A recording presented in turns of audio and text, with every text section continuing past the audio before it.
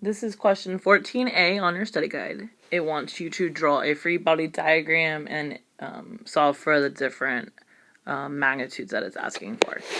So we've got a skydiver falling from a plane, and it has a mass of 120 kilograms and acceleration of 8 meters per second down.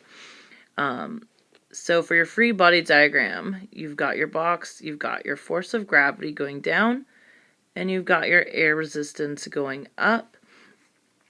To find your force of gravity, you can get the mass times gravity.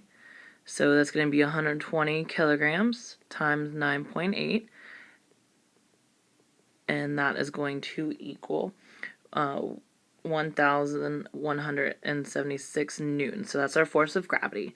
To get your net force, you're going to use mass times acceleration. So the mass, again, is 120 kilograms.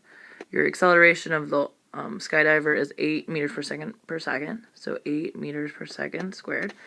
And that's your net force.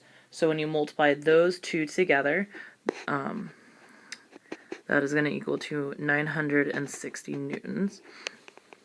And then to find the force of the air resistance, we are going to subtract the 960 from the 1176. So 1176 newtons minus 960 newtons is going to give us 216 newtons. So that is your force of your air resistance. And the reason we are subtracting the 960 from the 1,176 is because our acceleration is going down. So in order to do that, the force of gravity needs to be greater than the force of the air resistance. So when you subtract the 1176 from 960, you're going to get a net force.